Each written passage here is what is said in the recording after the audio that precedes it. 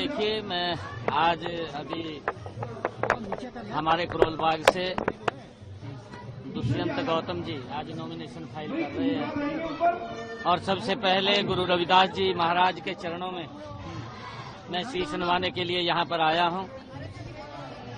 और दिल्ली में अब की बार भारतीय जनता पार्टी की सरकार आदरणीय मोदी जी के नेतृत्व में जो काम किए हैं वो बनने जा रही है। लोगों ने झूठ का शासन देख लिया है। यहाँ के जो मुख्यमंत्री अरविंद केजरीवाल, जिन्होंने यहाँ के लोगों को सजाबाग दिखाए थे और सजाबाग दिखा करके वोट लेते रहे, ईमानदारी के नाम के ऊपर वोट लिया, काम के नाम के ऊपर वोट लिया, परंतु ना तो ईमानदारी केजरीवाल की सबके सामने है और जो कामों के वायदे किए थे वो कामों के वायदे भी जनता के सामने है।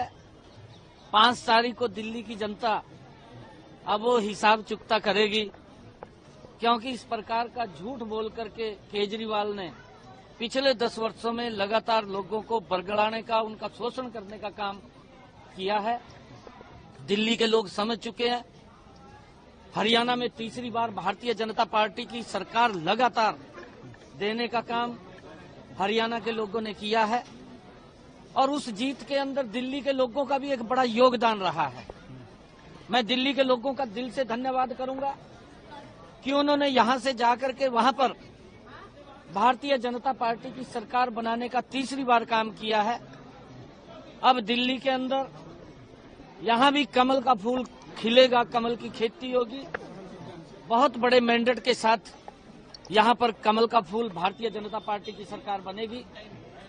आज हमारे दुष्यंत गौतम जी अपना नॉमिनेशन फाइल कर रहे हैं। गुरु रविदास जी महाराज के चरणों में हमने आशीर्वाद लिया है। आशीर्वाद लेकर के हम नॉमिनेशन अभी फाइल करेंगे और दिल्ली में भारतीय जनता पार्टी की बड़े मैंडेट के साथ सरकार आएगी, क्योंकि आदरणीय मोदी जी ने जो गरीब हित में काम किए हैं, क्योंकि आयुष्मान कार्ड 5 लाख रुपए का अधिकार, व्यक्ति को अगर कोई बीमार हो जाता है या दिक्कत आ जाती है तो उसको 5 लाख रुपए का 1 साल में पैसा खर्च करने का अधिकार है। परंतु दिल्ली की जनता तो उससे पीछे है, उसको तो लाभ नहीं मिल रहा, क्योंकि यहाँ पर जो सरकार चल रही है वो लोगों के हित को नहीं, वो अपने हित को ज्यादा ध्यान में रख रही है। गरीब व्यक्ति का कैसे विकास हो उसकी चिंता तो ने सजबाग दिखाया, परंतु विकास अपना कर लिया। जो व्यक्ति ये बोलता था कि मैं तो आम आदमी हूं, उसने आम आदमी का ही शोषण कर दिया सबसे ज्यादा।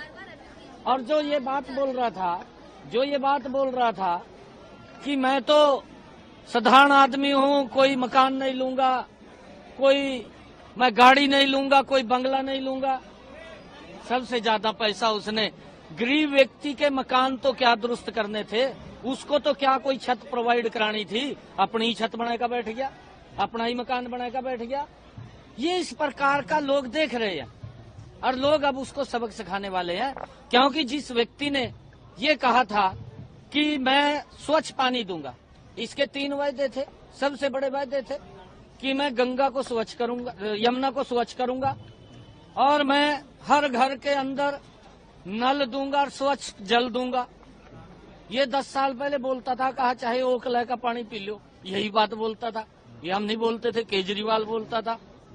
और उसने ये कहा था कि यहाँ की सड़कें ऐसी बना दूंगा जैसी यूरोप की सड़कें हैं। भाई अब तक तेरी आंख नहीं खुली क्या? 10 साल हो गए तेरे को।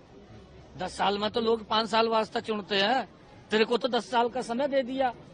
ना तो किसी को स्वच्छ पानी मिल रहा और गंदा पानी देने का काम कर रहा।